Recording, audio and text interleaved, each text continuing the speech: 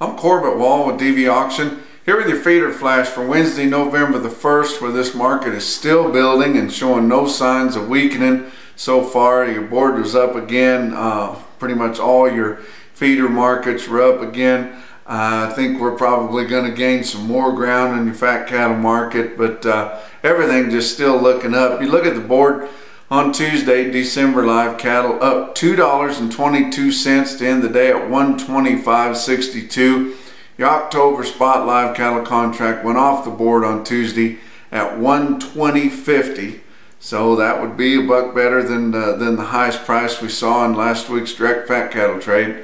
January feeder cattle contract also up $2.22 to end the day at $159.57.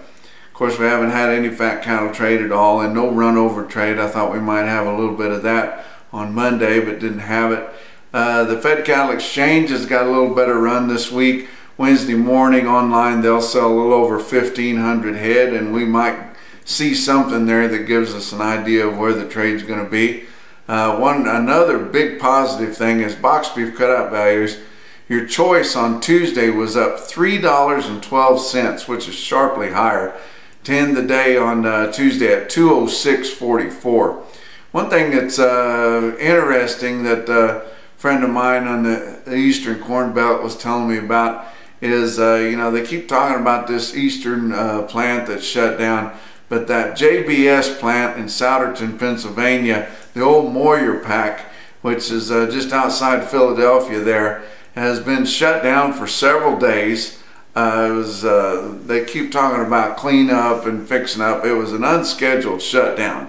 They've been shut down for several days, not sure when they're going to be able to reopen. Now they're starting to have cows and fed cattle, and the small auctions out there in the east are getting clogged up with these cattle. They're having to feed those cattle and sending JBS the feed bill on them, and it's really starting to back things up there. Your Cargill plant in northern Pennsylvania, the old Taylor pack, they're clogged full of cattle there, and they're starting to back their bids up a little bit because they just don't need any more cattle because they've been having to handle all the runoff from that plant down there by Philadelphia. But they're supposedly going to be out of the market buying any cattle at all until at least Monday. So not sure when they're going to get cranked up again, but they've got a lot of cattle sitting around waiting, melting, waiting to get hauled in there, and if they don't get something done pretty quick, they're going to start shipping them back out west to some JBS plants there like Green Bay and places like that.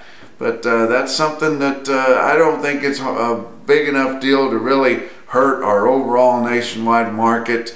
It's probably going to be localized to that New England, Mid-Atlantic, Eastern Corn Belt country all up in there, but they do reach out quite a ways. There's not a whole lot of cattle in that country, so they reach out quite a ways, and it's going to have some pretty big effects.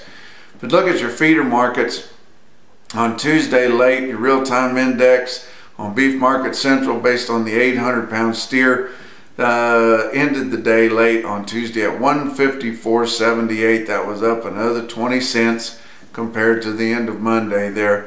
But look at some big markets on Tuesday there. OKC West had their calf sale, 4,500 head. They're starting to get more and more calves all the time.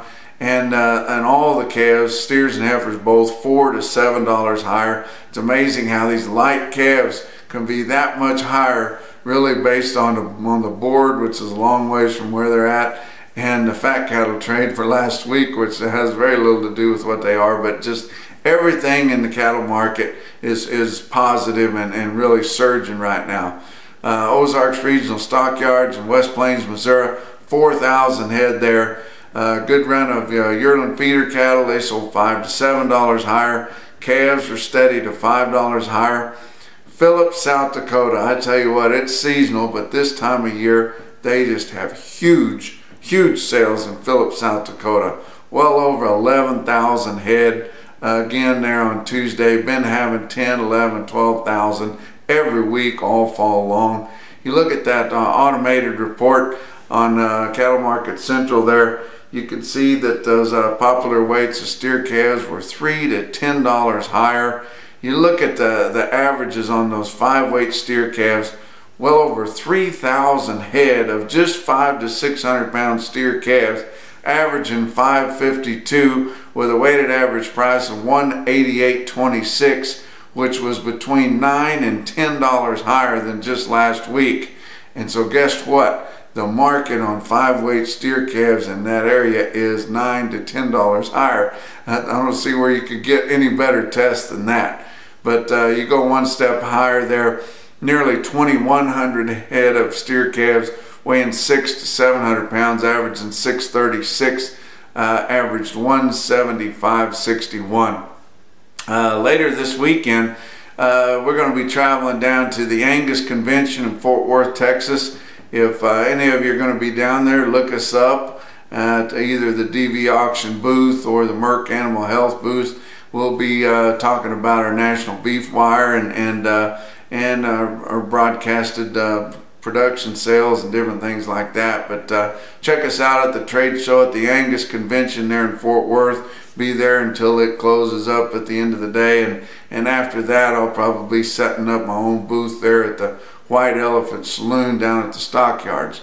But look at an individual quote on Tuesday back at Ozarks Regional Stockyards in West Plains, Missouri, which we are so proud to be broadcasting and pulling data from for Cattle Market Central. They've got a big shiny new National Beef Wire screen up in their lobby there, and people are enjoying looking at that. But 232 head of steers in one whack.